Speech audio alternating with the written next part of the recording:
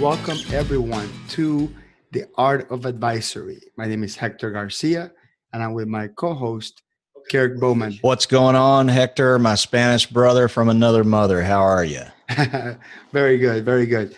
So, we were thinking about a topic to discuss, and unfortunately for me, I'm very heavily influenced by some of the podcasts that I hear, including your own podcast, Kirk. But the last podcast I heard from the Soul of Enterprise, one of my favorite podcasts, talked about the value conversation, and they went pretty deep into the techniques that were taught from a book by Kalsa. The name of the book, and we talked about this on the last episode. The name of the book is called "Let's Get Real" or "Let's Not Play at All," which is sort of how they took the value conversation, the answers from the questions that the advisor, consultant, professional, whatever, was asking the client, and how they turned those answers into uh, I don't want to call it selling points, but it called into the closing points, right? Into how are we going to turn this conversation into an engagement? But they didn't go too deep into the actual questions that you have during that conversation, which is where I thought that we're going to go with it. So I went back and I read what I call the Value Pricing Bible, called Implementing Value Pricing. And this is from page 241 and 242. So if you have the book, you can follow along. If you don't have the book, you need to buy this book. This book is actually the absolute Bible for everyone doing advisory work, especially understanding the pricing element of it. So I wanted to kind of emulate with you, Kirk, if you don't mind. Maybe you could be my small business client that I'm engaging into an advisory. Not necessarily advisory yet. I would say I'm engaging them into maybe some sort of accounting services, and I'm asking the questions that help me discover what is it that you value the most. So then, in turn, I can figure out what to offer you. So, are you up to it, Kirk? I'm up for it. So just to paraphrase in maybe some of my Southernese, I'm going to be looking for a new accountant. And so you're going to interview me. You're going to try to have a value conversation.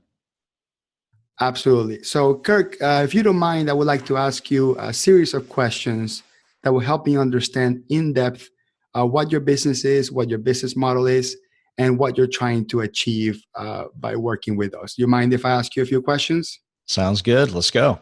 Okay. And also, I want to preface that at the end of our conversation, hopefully we figure out exactly where is it that we can add value. And then we'll come up with a fixed price that would be below the value that we can bring in. So for me, it's extremely important for me to understand in depth what is it that's valuable to you, so I know as a service professional where I can focus in. So is that understood? Works for me. Okay, so I'm going to ask you first. I'll start with an open-ended question that would allow me to understand why you're looking to work with me directly or with our firm. Is what do you expect from us? Wow. It's a great question. I'd say number one, I expect you to do what you say you'll do. And I know that sounds almost coy, but at the same time, I think a lot of professionals that I've worked with in the past tend to overpromise and underdeliver, and I'd rather have it the other way around. I'd rather you kind of step back and promise less, but give me more. And I guess that just lets me know that you're really listening. And so that's probably the most important thing to me. Okay, I really like that. Thank you for that.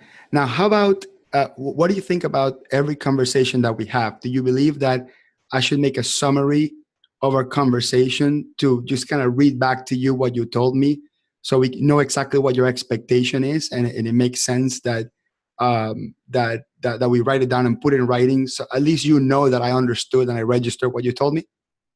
I think it's always a good idea to confirm either verbally or in writing, essentially the old phrase, "This is what I heard you say," kind of repeat back to see how much comprehension there is. I think that's a good skill. So yeah, I'd appreciate that. Sure, awesome. And how often do you think we should have those conversations where I'm giving you immediate feedback of what I'm hearing from you? I think as it comes naturally, I don't think there's a set interval, but I think, as you feel like we covered some significant ground, or if there's an area where you feel you want to make sure we're on the same page, feel free. And it can be verbal or in writing or a little of both. I'd say probably, if we're going to be having a regular conversation, whether it's weekly or monthly or whatever like that, it's probably good to summarize, afterward via email or something, just to make sure we're on the same page. Okay, perfect. I mean, for most of my clients, and I don't want to diagnose anything at this point, just going to give you a general idea so you know where I'm going with this. For most of my clients, we have at least one conversation per year, because accounting is cyclical enough that we're at least dealing with, income tax or end of the year closing. Now, depending on the level of service that you want and how much you want us to be involved, we're going to be looking at narrowing that to maybe quarterly, monthly, or weekly. So we'll determine that at the end. So that's perfect. Thank you very much for that. So explain to me. If I can interject, I would say if we're only talking once a year, then probably all we're doing is being reactive. I definitely want to make sure we're checking in at least on a quarterly basis, simply because, I want to be ahead of things and planning, and, I don't want things to happen to me. I want to determine what happens to other things in the financial plan of my business. That makes sense? Absolutely, it makes sense. So what you're telling me, and I'm going to write this down, is that you expect us to be proactive. Definitely. Perfect. Thank you. That's great. Thank you. I want the IRS reacting to me, not the other way around. It's a good idea. All right. So explain to me a little bit about your business model. So you told me over the phone kind of what you do, but explain to me the business model, how you make money, how you get clients, and what does a good day look like to your business? Oh, wow. There's really three good questions rolled into one there. So I'd say let's start with, what's our business model? So we are actually a professional services firm, which I guess is interesting because so are you. So there may be some similarities here, but bottom line, we provide custom software development to customers. That is the widget that we sell. Very complex and ambiguous widget to a lot of people. It sounds like voodoo and, black magic, Harry Potter kind of stuff. But the bottom line is, really, I consider us to be business consultants who happen to leverage technology. Technology is just a tool for us. And what I'm looking for with the customers, I'm talking about with my customers, I'm looking for what is the opportunity in their business they're trying to seize, or what is a problem that they're trying to solve. It's typically one of those two things. And typically they will have already made some kind of self-diagnosis of, I think technology is going to help me here. It's going to help me increase sales or increase bottom line, or, improve employee turnover or inventory turnover, or we're going to open a new location, or think about growing 15% this year, or whatever it is. There's something like that I'm trying to uncover. And what I try to do is then step in and go, okay, where does it make sense to use technology to help achieve that goal? Too many times people reach for technology when technology is really not the right tool. In fact, and I even find a lot of times I even back up and go, okay, are we even asking the right question? And when you put on the table, are we asking the right question? Then you also put on the table, well, are we even addressing the right problem? So I know I'm kind of being very vague, but that's where I like to start with a customer, is find out what is that opportunity they're trying to seize, what is that problem they're trying to solve. It may be one or the other or both, and then figure out, are they even addressing the right thing? That's where I start. And so that's very broad. That's how I try to engage my customer in the first conversation. So if I understand, you do custom software development, and you take a lot of pride on that word custom, and the fact that no one else can do exactly what you do. I mean, they may have a similar skill set, but no one else can do exactly what you do. So your product is going to be very unique, and it will vary based on the circumstance. Did I hear that correctly? Yeah, I think a huge, probably 50% or more of the word custom in our business is our perspective that we bring to the table. Our ability to ask good questions, our ability to not accept what the customer says at face value, but to probe and dig and be willing to kind of go further and deeper early on than a lot of other service providers might. And in general, customers have one or two reactions to that. They either love it or they hate it. And if they hate it, that's fine. They can go find, another provider that's a better fit. We're looking for the ones who love it.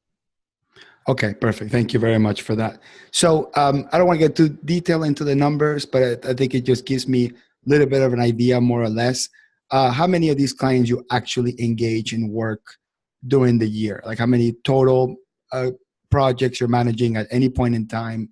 And if there's an average value that you can say, oh yeah, this is the sort of the sweet spot. Is there a one, or is the number really vary? So I would say we typically are engaging between 12 to 15 new customers a year. Okay. And we're probably continuing to service around 6 to 8. So we have, a fairly low number of customers. Typically with new customers, we're building something from the ground up usually. And obviously with existing customers, we're continuing to enhance something we've already built. But that's kind of the typical, from 12 to 15 new for a year and about 6 to 8 existing. And obviously there's some turnover just because some people sell the business, some people, move on for other reasons, whatever. But that's kind of what we're typically working with. As far as the value we create, it's always in the 5 figures. I mean, if somebody engages us for a 4-figure return, it's they're going to be lucky to get break even. Okay. What we do is not cheap. And so I'm looking for, typically I want to be able to hit at least a 30 grand return for somebody, if not higher. And we can easily get into the 6 figures. It depends on how we're approaching the engagement. In the past, we tend to take more of a overall approach, trying to, tackle the whole thing at once. Now we're much more doing things in phases. So the value created, I guess I'd have to think about, is that per phase or is that over a year or 2 years time? But typically, on a phase, I want to hit a 5-figure number, and, in a year or two's time, I want to make sure we're hitting at least 6, if not 7. Okay. I really appreciate that. I love learning from my customers. So you actually didn't tell me how much you charge for your services. You told me how much value you bring to your customers. Therefore, I assume that pricing it a little bit lower, it's easy to justify. I think that's what the message you were trying to give me, correct? Right. I mean, it's fairly easy to assume that, if we're creating 6-figure value, we need to be charging in the 5 figures, right? Typically. Now that can vary, but I would say, our typical, I tend to look at our pricing typically falls into, either what I consider low 5-figure, mid, or high. Tends to fall into one of those 3 categories. Okay. Simply because we take a phased approach. So, I don't quote somebody $1 million project. We'll wind up doing, 4 to 8 projects that might accumulate to that over time. And that's on the high end. We tend to work with mostly small business. So even, $1 million projects are uncommon for us, although we have done a couple. Okay. So those are all like sort of the positive side of the projects. Can you describe a project that in the last couple of years turned out not to be profitable or to make you lose money, or maybe the customer itself didn't get the value for whatever reason, and you ended up having to close the project and not go all the way through? Is there a typical case? And after you tell me, I like to link it to accounting somehow to see, whether accounting had a role in that breakage in any way. Sure. So I would say the number one reason that projects may not turn out the way that the customer or we envisioned at the beginning is simply because of the lack of follow through on the customer's part. What I mean by that is, one of the things that customers need to do when they work with us, but yet they don't necessarily enjoy it, is they need to be able, getting toward the end of the project, to be able to test it. They need to go back and essentially kick the tires and test drive it, but involves test driving it multiple times to make sure that, number one, there are no critical bugs, but also that it meets their workflow and et cetera. So that's probably the biggest challenge. We have some customers who just can't seem to get over that hurdle. And we've done some things in the way we position that as a quality metric that have helped, but that's probably the number one issue. I would say number two would just be, there are occasionally times where we misscope something, right? Something takes more, or we misdiagnose it. I mean, we're not perfect. So I in a roundabout way, it sounds like I just said, okay, 50% of the time it's customer, 50% of the time it's us. But those are the two big issues. I'd say customers who cannot stay with the follow through that's necessary on something like this, or two, we make a mistake somewhere in typically the scoping of it. Those are the two things that can really get us. It doesn't happen often, but those are the ones that when they do happen, it usually falls into one of those two categories. Okay. And we started this conversation with you telling me that it's really important for me to pay close attention to what you're telling me and understand what you're asking me. And then if I tell you I will do it, that we will execute on it. And you also specifically asked for me to be proactive. So discussing that particular pain point of the projects that don't go the way you wanted to go, what role can me or my firm proactively take to help you overcome those issues? It's a good question.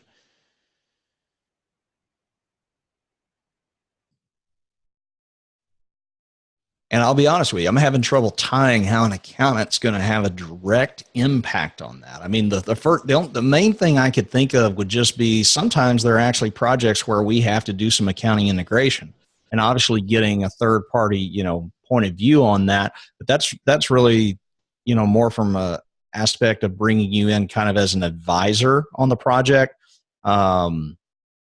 Almost an independent advisor type role than it is helping us directly with our finances. I mean, so I'm having trouble making that connection. If there's, I don't know if I answered the question you're asking, but no, that makes total sense. You want me to give you some examples of stuff that we've done in the past with companies of your industry where you can say, oh, I can see the connection there, or would you like to move on? Sure. If you want to give you some examples. So one of the best answers I think I get from my customers that are highly satisfied is, Hector, you don't know my business enough to tell me what to do or how to do it, but you do know your business well enough for me not to tell you what to do and how to do it.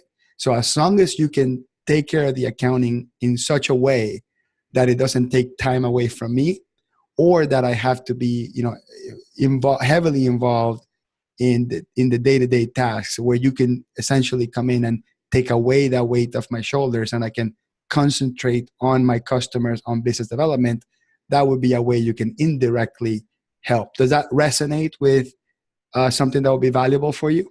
Oh, definitely. I mean, I put that in the category of you take care of it so I don't have to worry about it.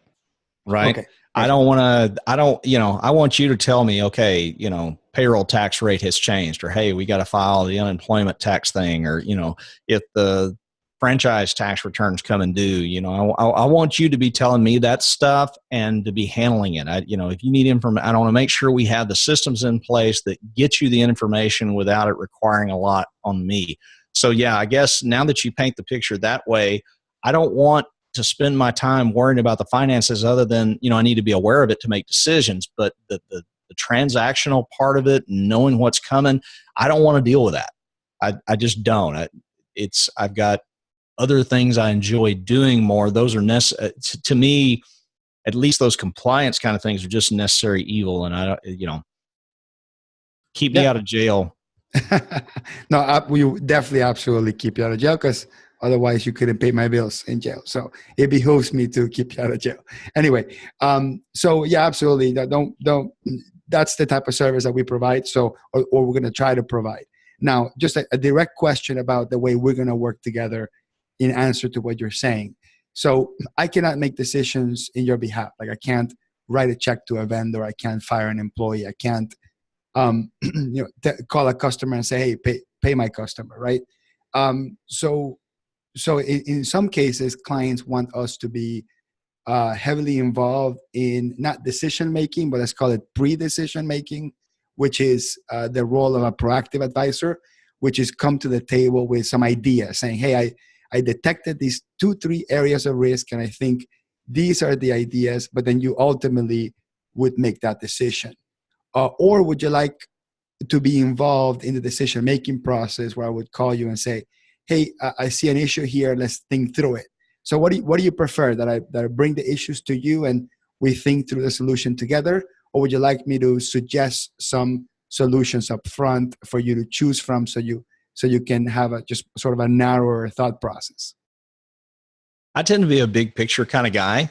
So I think, ideally I'd love for you to come to me and say, here's the issue. Here are 3 options. What do you think? What questions do you have?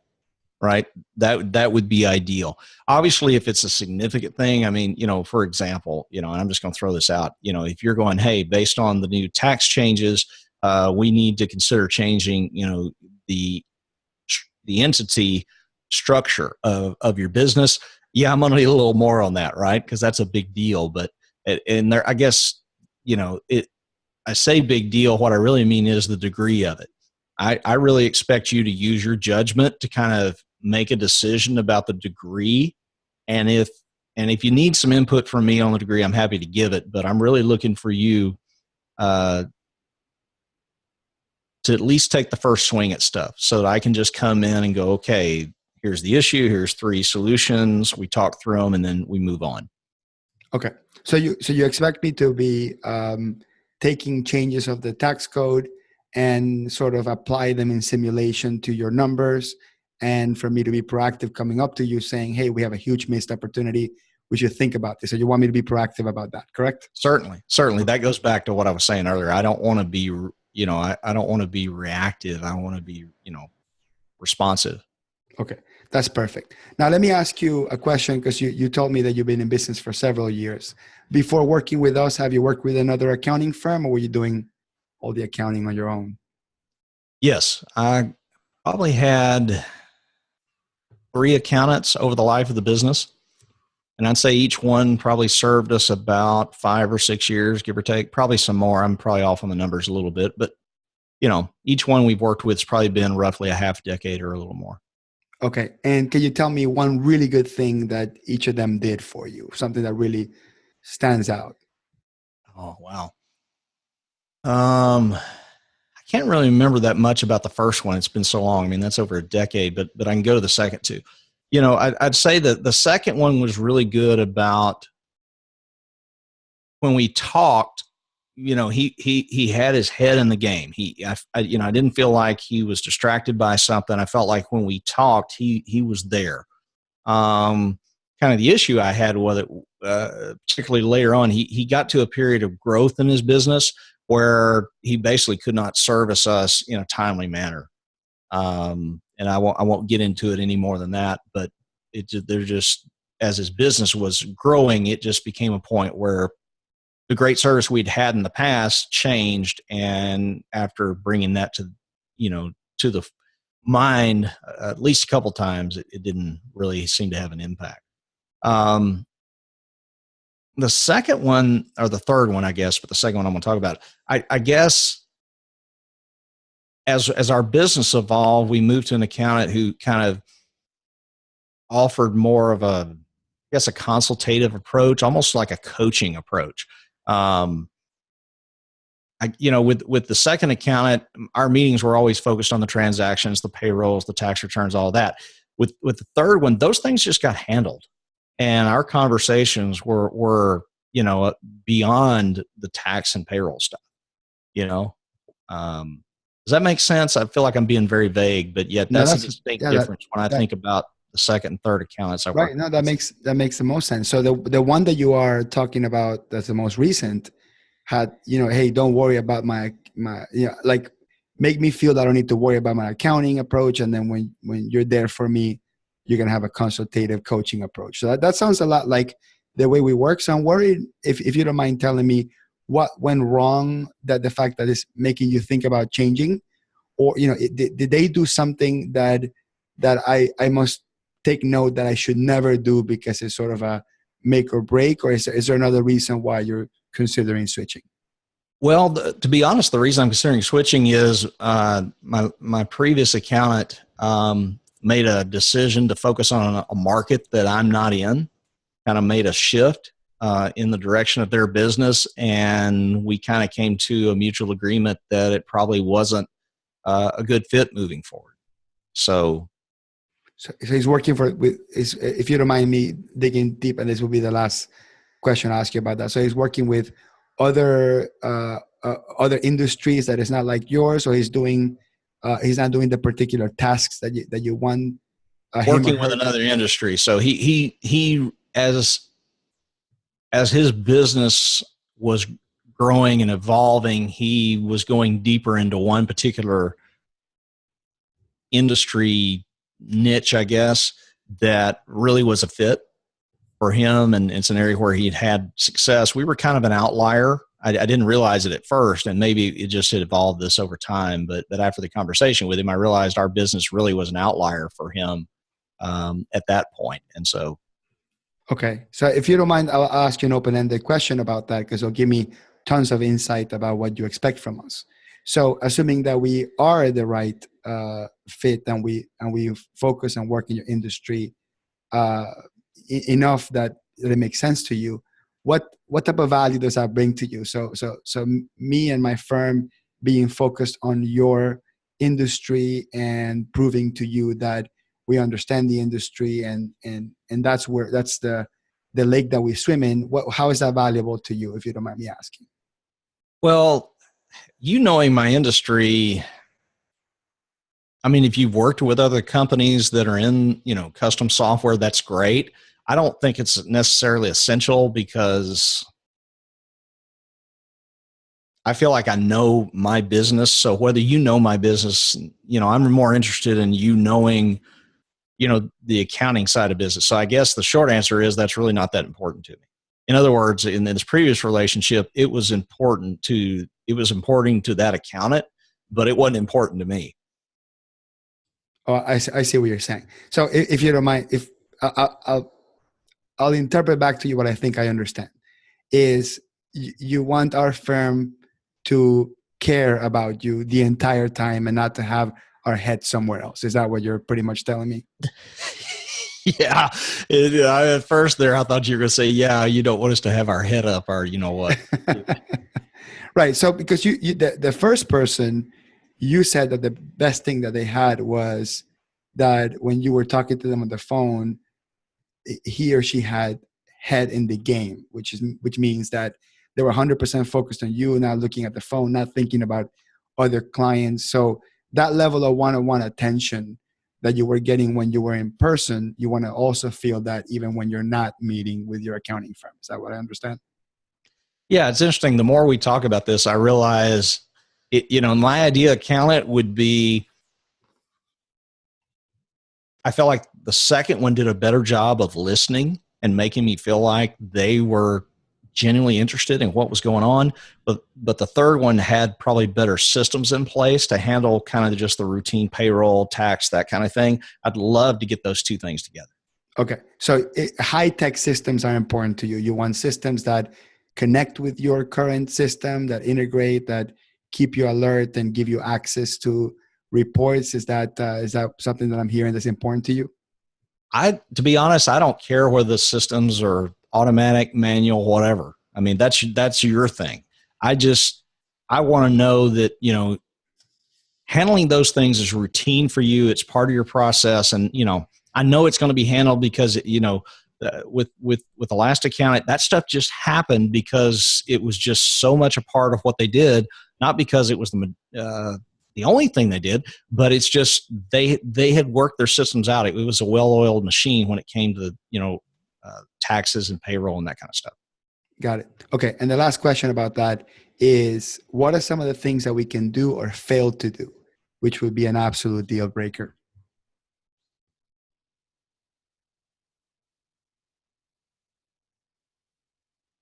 Not responding. If I email or call you, I need you to respond. And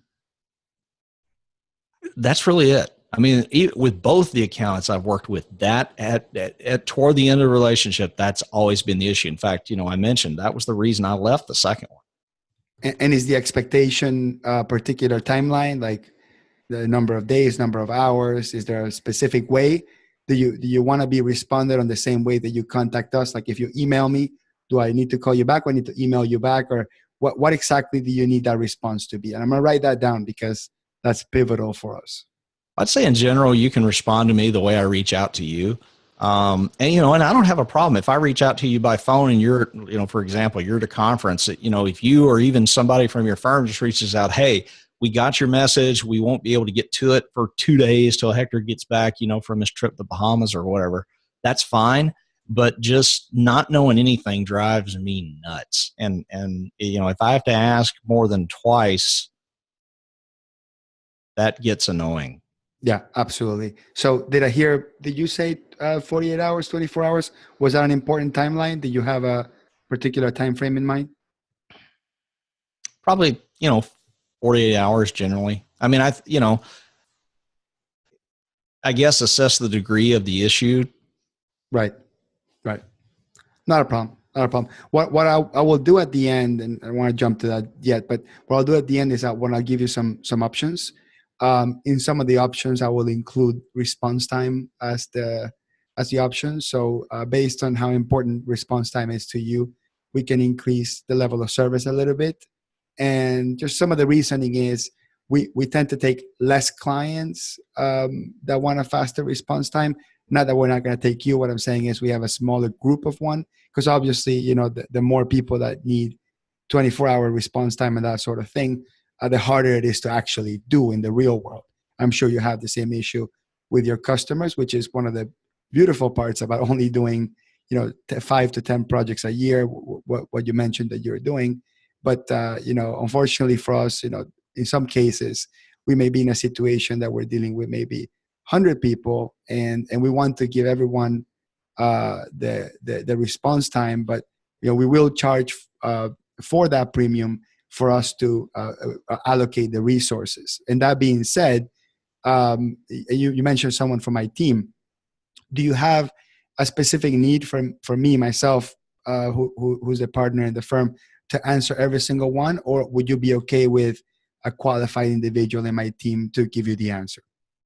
Generally, I'm okay with a qualified individual. I mean, when I expect to talk to you is going to be if it's a more critical issue, or, you know, like I said, I want us to be responsive, not reactive. So we're going to need to keep in touch at least on a quarterly basis, if not more frequently. And the other thing I'd add, just from what you said earlier, you know, I tend to expect the same things from the people that work with me, meaning, you know, outside consultants or partners, as I expect of myself. And I like my nights and weekends, you know, so I kind of intend, you know, expect you guys, you know, to work a regular week, you know, take vacations and breaks and stuff like that.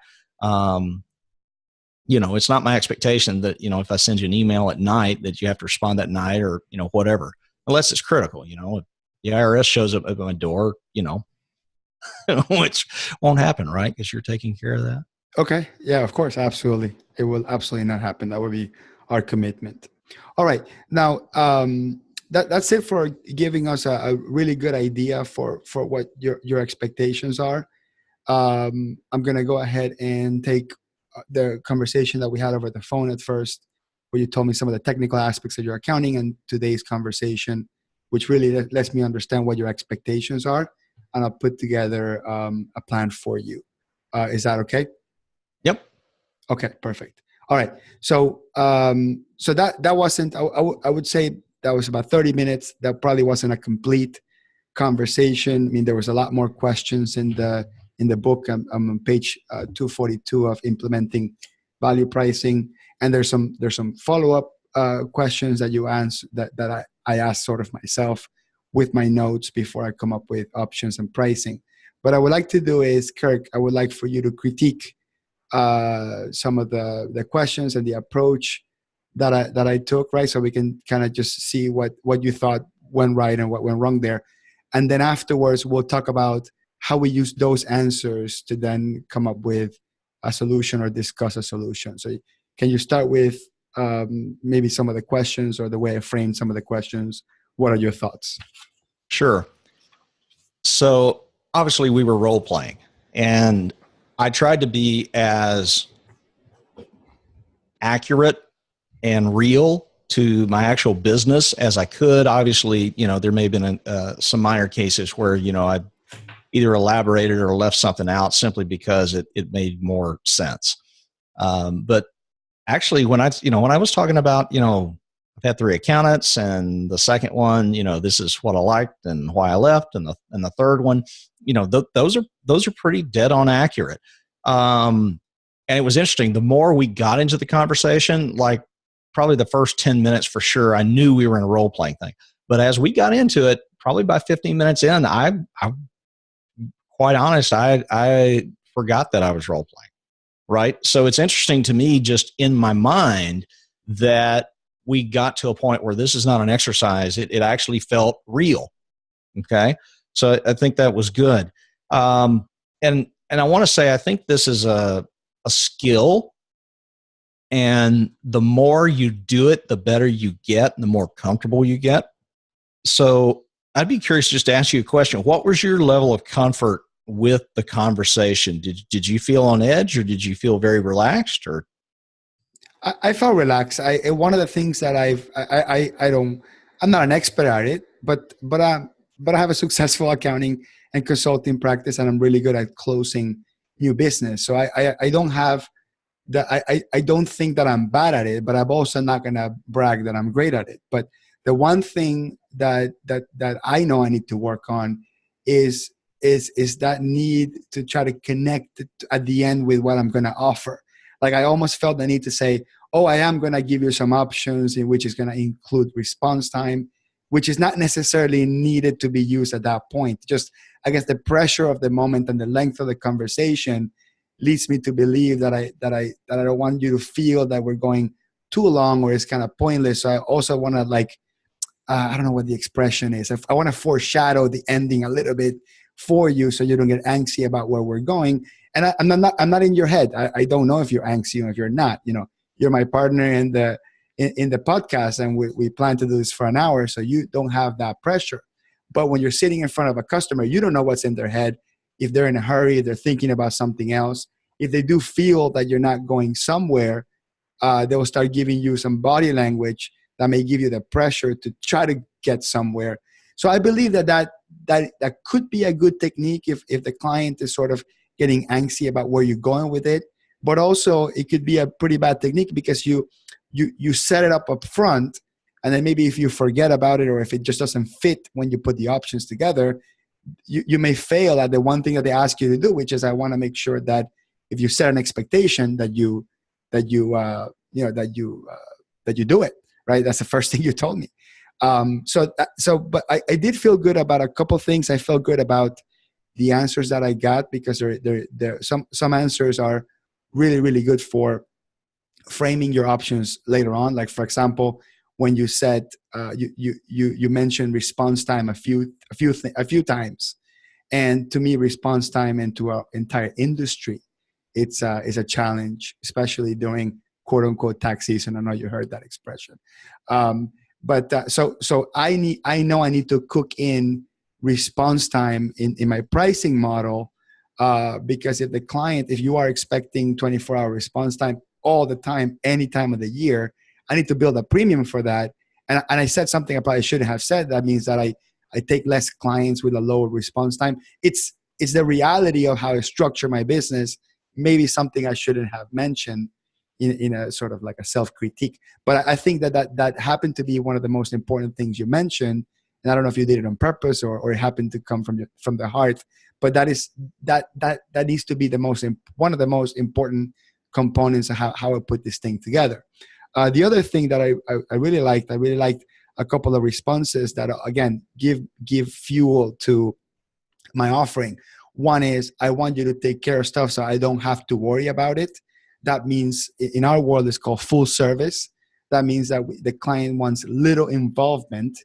But the client never wants zero involvement. But when the clients want less involvement, they are okay with paying a little bit more, because they're giving you a hint that says, hey, I value you being involved, so I don't have to.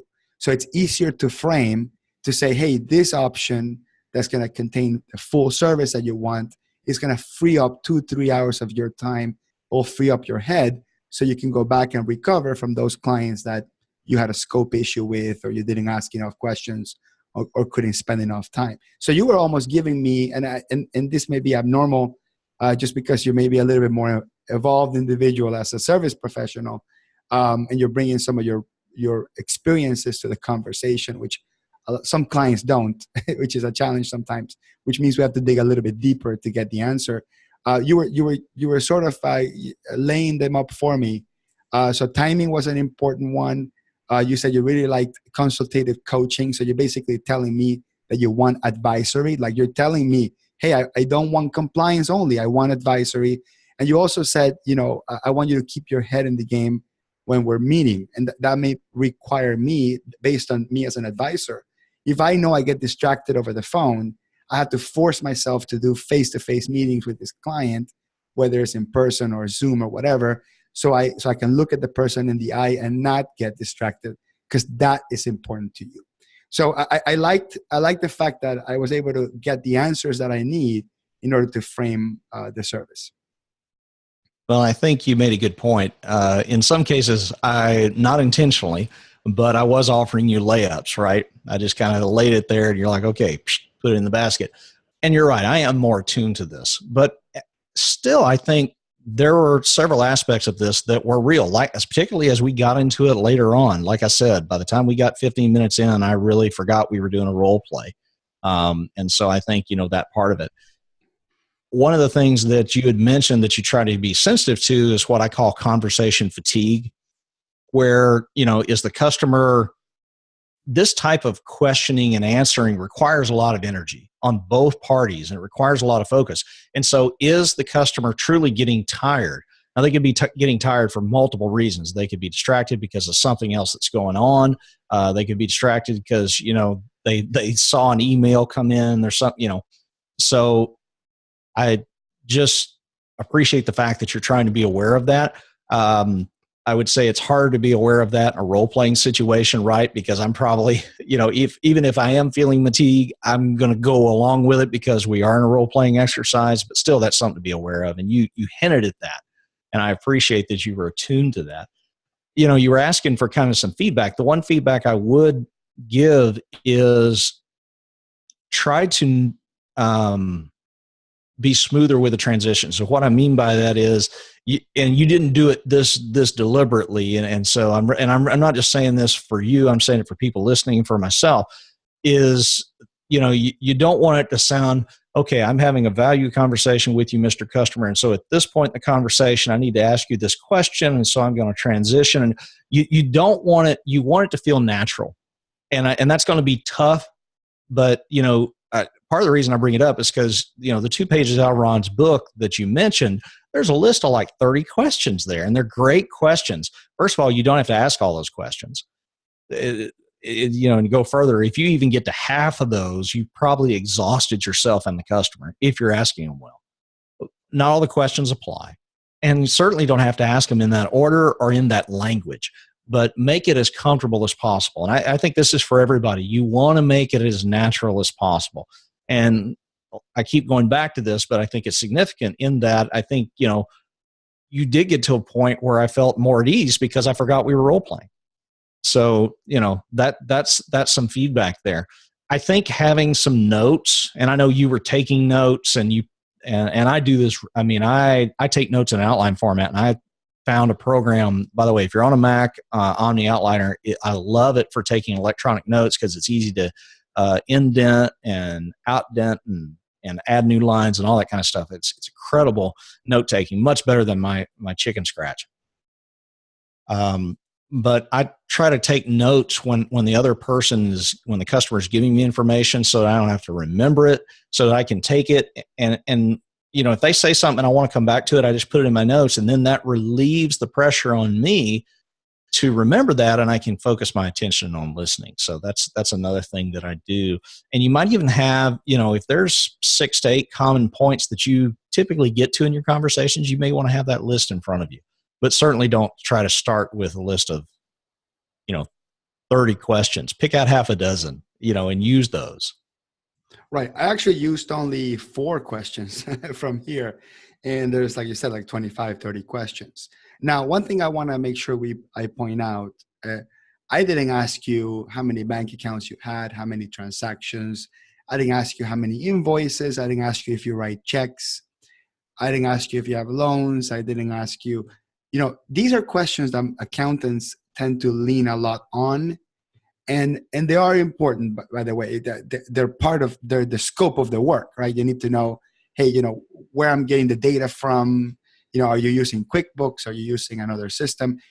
These questions have to be asked. And I didn't ask those because I'm assuming that maybe I'm asking that over the phone at first, or we're saying, hey, use your imagination, plug in your questions about that. And if you're not an accountant, if you're a computer network consultant, then you ask questions like how many computers you have, how many users, obviously. So I didn't want to get too much into the technical aspects of like what are the questions that you ask. We're assuming that some of those questions maybe are asked at the beginning, or maybe as an avid accountant, you ask someone for their general ledger, their reports, and you can extrapolate some of that stuff from there. That way you don't consume valuable real estate time on talking about, okay, so it's 37 checks that you write every month. So you start calculating how many checks it is, because clients get really tired of like you reading back to them the itemizing what is it that they do and how they do it. They don't find that stuff valuable.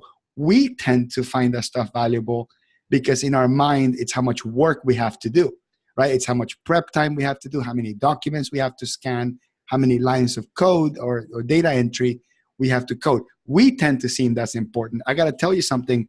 I've talked to enough clients where me going back to them to count how many transactions they did in a year, it's just not fun.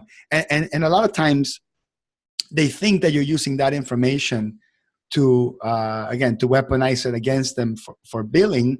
And it does happen. It is something that we do. It's common practice. But that's not what the value is. The value is, you told me where the value is. Like that was what the conversation was all about. Asking you how many transactions you do, how many checks, will not arrive to the answer. You told me the value is in response time, in one-on-one consulting. The value is on timing. The value was on talent. That you wanted to make sure that I've at the beginning, you kind of contradicted yourself talking about, well, industry is important, industry is not important. That's okay. A customer is allowed to change his mind on the spot, or maybe not clear on what they wanted. And maybe, you know what? Maybe you weren't clear exactly on why you lost that relationship with that accountant. Maybe you were thinking in your head saying, wait a minute, why did I leave that accountant? That accountant I'm actually speaking really nice things about them. But then when I asked you, what is the one thing that we can fail to do? And you said response time. You can have an awesome relationship with someone, a perfect relationship where you describe everything being ideal, but you have one question that was extremely important to you at that point in time, and the person just ignored the answer and then failed to apologize for not answering it or whatever. And that one feeling can evoke you to want to just change accountants, even though when you weigh them in, it's not really that important when you look at it from the outside, but to you, it was really important. And I think in some cases, your customers will be very upfront with you and very logical in terms of, okay, if this event happened and this is why I dropped the accountant. In some cases, it could just be one little tiny thing, like not responding to one email, to one question that happened to be the one that mattered. And then maybe the client just will not give you that answer up front. You maybe hinted at it, and I still don't know what the real answer is, and you don't have to say it, but that's what I take from it. So this is why I think that these type of questions, and you can do in 30 minutes and 45 minutes, tend to give you the information about how you feel, which is the most important part of the sales presentation at the end, because I have to make you feel good. And then one more thing I want to mention, and I'll kind of give it right back to you, is not every customer does this, but you as a customer took enough time to tell me what you're proud of. Like you said, I'm proud to create value. I'm proud to give my clients something more than what they pay for. That you told me that. Now, you used it in a sort of like value pricing nerd type of way, but I think every client gives you some form of that answer, like I'm the best butcher. I give people the best T-bone steak cuts that they can grill, or I'm the best doctor. I make every customer feel like it's a one-on-one interaction. Or I'm a great veterinarian. I increase the life of your dog by a couple of years through great care. Every small business owner will have their own version of, I take great pride at creating more value in exchange for the money you give me. And that piece of information, it's how you will relate to the customer always. Because when it comes to pricing and the client goes, whoa, I was not expecting that, then you take out the, hey, I take great pride in creating more value than what you pay for, just like the way you do it with your customers, the way you described to me. So you said it was important to you, and I got to tell you that I want to be consistent with how you feel, and that I'm also saying that's really important to me. So that's something that you can use in such a relatable way without sounding salesy, where the client goes, you're right, you have me in a corner. I can't do anything about that. Few points just from your comments. Number one, thank you for the compliment of calling me a value pricing nerd. I think you just made my day. And I can't help talk from that perspective because obviously I practice what I preach. You're dead on with the length of the conversation. I think it's about a 35 to 45 minute conversation. If you get to an hour, you need to put the brakes on, because this type of inquiry, we talked last week about humble inquiry. This type of inquiry uses a lot of energy. In fact, you said something a minute ago about, thank you for your time. I think it's more thank you for your energy, right? Because, and you make probably a better way to say it, but I just want to point out that it's not the time you spend together that's valuable. It is the energy expended. It's the effort. I don't like the word effort, but it is attention. Attention is it's a hot word. Yeah, I like that better. It's the attention. It's the seriousness, the degree of concentration. I got to think on that to find a better way to say it, but the word energy just pops out to me. Another question that came to my mind kind of as you were talking about the end, because you were kind of elaborating on how I talked about how what's really important to me is creating value for my customer. I interviewed somebody on my podcast a while back.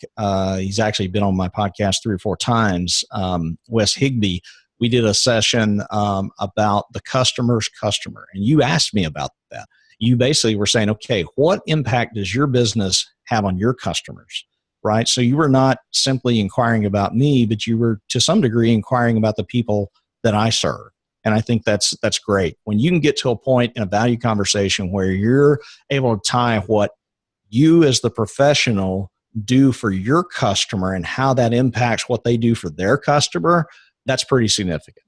And I think that's a place you want to try to get to. Another question that I don't think was in the list, and correct me if I'm wrong, but after listening to you describe it, I think I might ask something along the lines of, what are you most proud of in your business? When you tell people about the impact you have, what would you say? Maybe the way to say it would be, what is the most substantial impact you have on your customers or for your customers? Something like that. So yeah, it's interesting. This episode has gone in a better direction. Not the direction we had was a bad one, but it's gone, we didn't read through the list of questions and comment on them. We actually role played it, and then we're able to give commentary. And I think it turned out really well. I think there's a lot that can be gleaned from this. I would encourage our audience to do the same thing. I think it's important to do role play and to practice value conversations. You'll never get away from it's a role-playing exercise. You'll never completely get that out of your head. But at the same point, Hector did it long enough and did it well enough, I forgot about it for a while. And that's pretty significant. So right, role-playing this stuff and going over it in your head and practicing it, you can read 2 pages out of a book and a list of questions, and that's just fodder for practice. And this is art. It's not a science, it's art, and it has to be practiced, just like a musical instrument. Absolutely. And, you were mentioning questions that were not on the list. So we recommend that you check out this book, Implementing Value Pricing. That's page 241 and 242.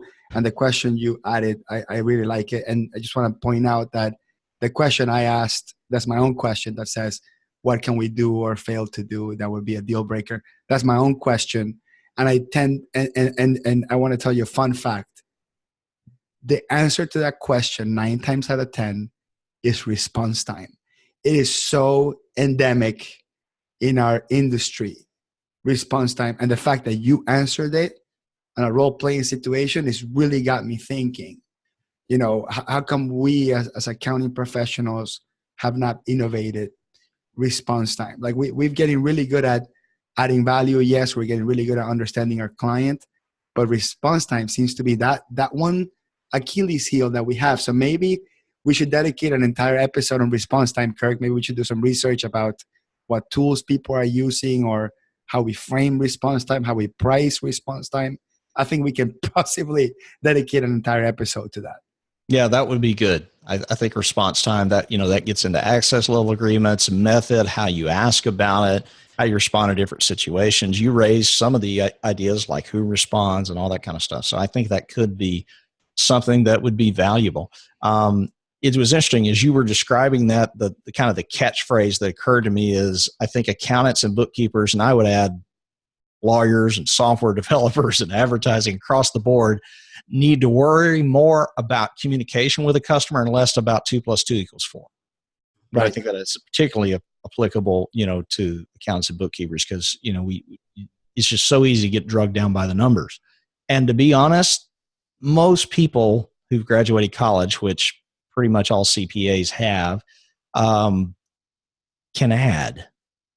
But what separates them is their ability to communicate and communicate in a timely manner. So I want to distinguish, somebody can be a really good communicator, but if they don't do it in a timely manner, it diminishes the value of that. And that's something I've had to learn over time. I hate to say it, but I feel like I'm a better communicator than I am on the timeliness. So the timeliness of it is something I've had to learn about. You need both. Right. I mean, computers can add, humans can feel. And that's really what makes us different, I think, at the end of the day. Now, one thing, we only got a few minutes left. One thing we didn't mention at all, which is a really small piece of page 243 of this book, which is actually huge, which is a small summary of the book that we talked about at the beginning called Let's Get Real or Let's Not Play at All by Mahan Khalsa, which talks about then using these answers to then turn them into our value proposition. So I'm going to use a quick example. I'm going to run through them in 2 minutes, and then we'll probably make an entire episode about this. So one of the things that you mentioned to be really important to you during the conversation was that you want, so you gave me a hint that says you want to not worry about the accounting, whatever that means, do it right, keep me out of jail, do the numbers right, be proactive about taxes or whatever, so you can free up your own time to focus on adding value to your customers. So you gave me a hint on how I can have a direct connection with how you add value to your customers. So this is the 5 questions I would ask, and obviously you're not going to answer them, but these are the 5 questions I would ask around that specific theme that allows me to create sort of the return investment plan around what we do. One of them is, how do you measure it? So how would I measure the revenue impact or the profit impact that freeing up your brain and your time to focus on your customer would give you? So that's the first question I would ask you, and obviously we'll dedicate an episode to this. How do you measure it? Then I will ask you, what is it now? So how much time do you have now to focus on your clients, or how much time are you spending in accounting that I can take away and give it back to you to focus on your clients? So that's question number 2. Question number 3 is, what would you like it to be? So that measurement, where does it need to be? Like, do you need another hour?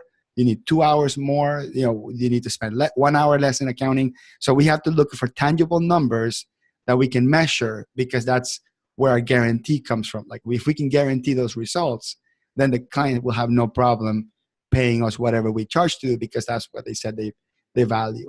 And then 4 is, what is the value of the difference? That means that what is the gap that we're going to feel that between where you are now, where you want to be?